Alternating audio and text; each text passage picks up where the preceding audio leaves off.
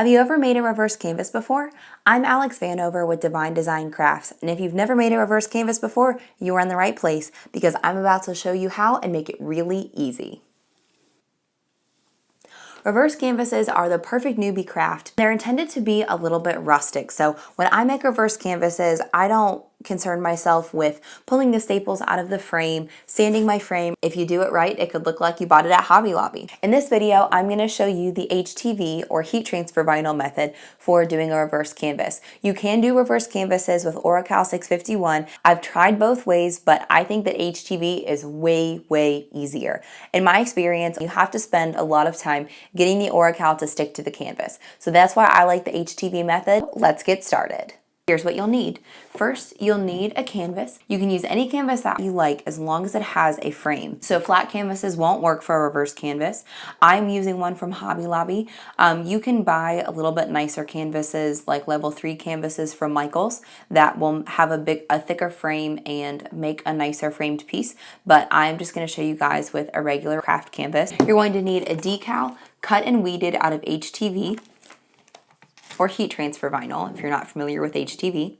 You're going to need paint or stain for the frame, so I'm going to be using paint today, and of course a paintbrush or a rag to stain. You're going to need an X-Acto knife. You're going to need a staple gun and extra staples just in case you need them. A stapler will work just fine for this as long as it's a heavy-duty metal one, but I bought this staple gun from Walmart for maybe $7 or $8, and I think it was well worth the investment. So the first step to making a reverse canvas is using an X-Acto knife to trim the canvas off of the frame.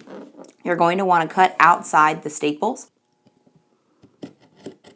You don't have to push too hard as long as your X-Acto knife is nice and sharp.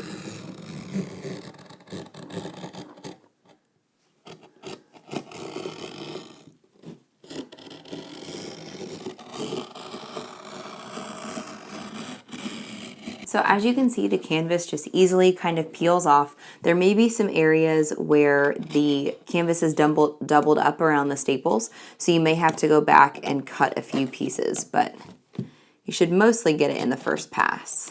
But you're not going to see any of these corners, so if you cut them messy and your lines aren't straight, don't worry about all that. We are going to trim all that off at the end. Here we go.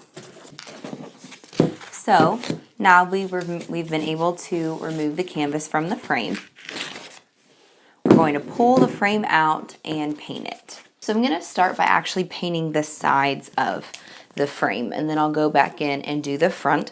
We're not going to worry about the back. We're going to be stapling the canvas over the back. So I'm going to use gray paint today. I think it's nice and neutral. This is a really nice light gray, just acrylic craft paint. You'll notice that I'm not going to sand or remove the staples out of this frame because the whole point of a reverse canvas is to be a little bit of a rustic piece of decor. I'm sure there's lots of rough parts of wood on here. We're just going to go ahead and paint over it.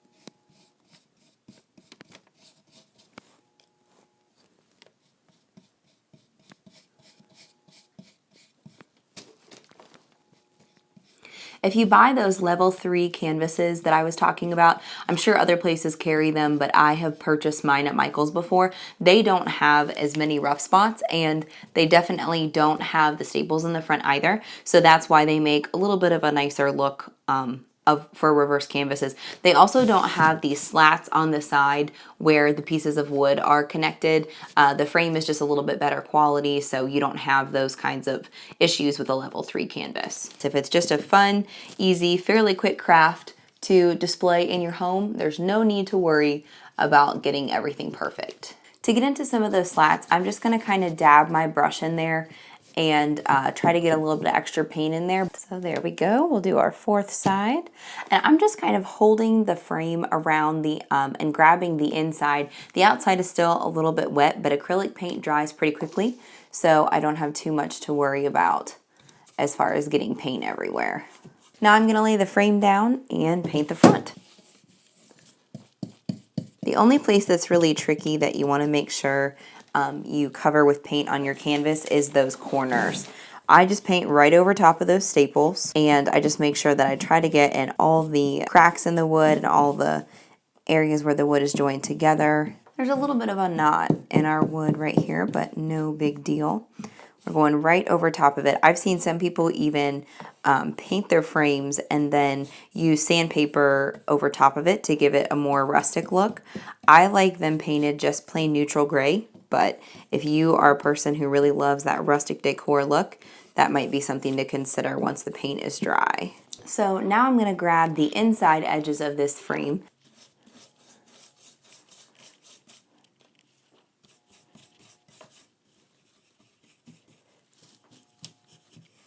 So I'll lay my frame back down and just kind of inspect and see if there's any parts that I missed. Because this wood is not sanded, the paintbrush misses some spots. So I'm gonna let the frame set aside and dry while we put our HTV on our canvas. So the first thing that we're gonna do is press our canvas with nothing on it, just to flatten it out a little bit because it's been bent around that frame, so it has some curl to the edges. So my heat press is set to 305 degrees, and I'm just gonna go ahead and press this down for 5 seconds to get it flat. I'm going to place my decal on it as centered as I can, but because we are going to be stapling the canvas back onto the frame, we don't know exactly where the center is going to be, so I'm just going to do my best to guess.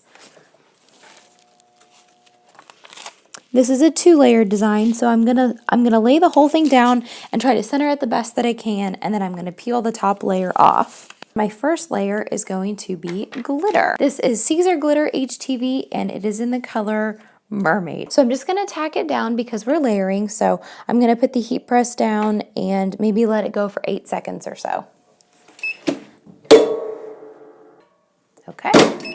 So we'll see if we can get the carrier sheet off the HTV. It stuck beautifully, so now I'm going to put my second layer of HTV over top of it. All right, so my HTV is placed, and since I am just layering, I'm going to press it for another 5 seconds. I'll peel the carrier sheet off, and then I'll press it for a full 15.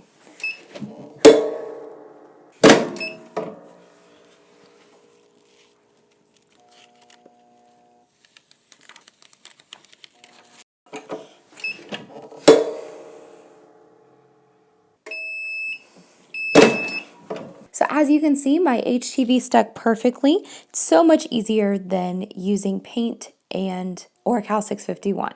So I'm going to set the canvas back on the frame and get it as close to centered as I can. Then we're going to flip it over and staple the other side. It can be a little tricky, but just do the best you can.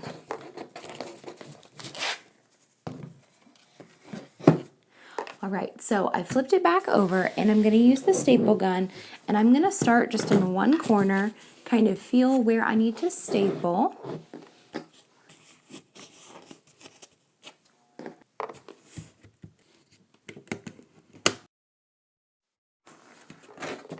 So I placed my first staple, and I'm going to pull the side tight as I staple down this side.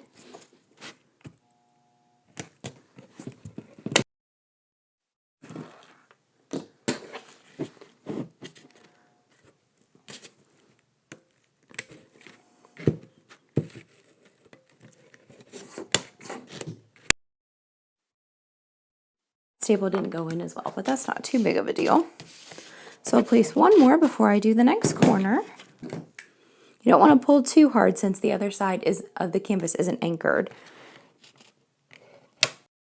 You got to really watch your fingers here. Make sure that your canvas doesn't slip, because if it does, you can end up putting a staple through your finger. So now I'm at my next corner, so I'm going to try to hold this area tight real quick, and we'll place another one. Alright guys, so a moment of reality. I flipped my canvas over and it was really super crooked. So I'm going to pull it off these staples and try again.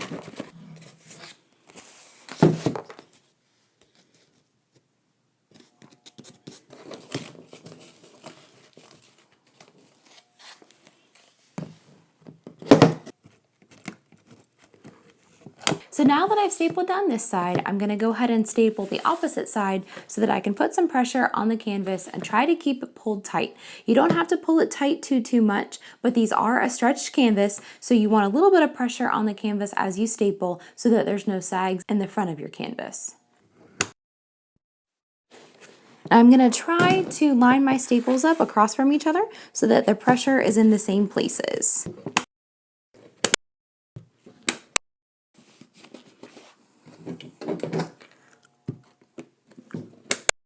So I'm going to turn this sideways and I'm going to go down this side.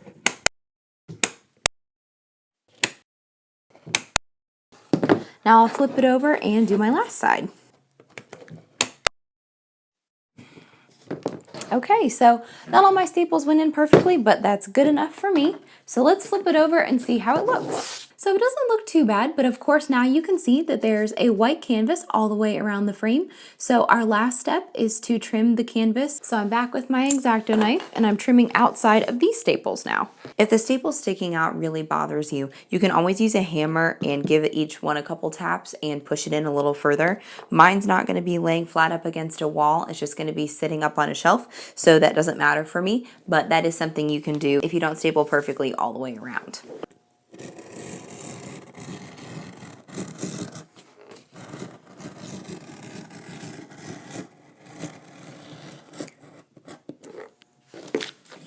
See, comes off nice and easy. All we're doing with this trim is eliminating the ability to see the canvas from the front side. So make sure that as you trim behind your staples, you don't get too close to behind them, because you want to have a little bit of material, a little bit of canvas left in the staple so that the staple can grip the canvas.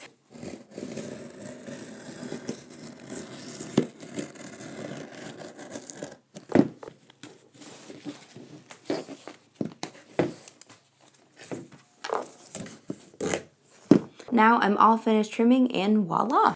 A lot of people also talk about removing the staples in the back of the canvas, but as you can see, after you trim the canvas, it's really not too bad of a look. So that's not something that I ever worry about, and I don't recommend that you do either. And here's the finished product. If I made making a reverse canvas easy for you, please make sure to like this video and subscribe. And click the bell icon next to subscribe so that you get notifications each time I put out a new video. If you have any questions about reverse canvases, please put them in the comments. Or if you have suggestions of a tutorial that you would like to see, I'm Alex Vanover with Divine Design Crafts. Thanks for watching this tutorial and happy crafting.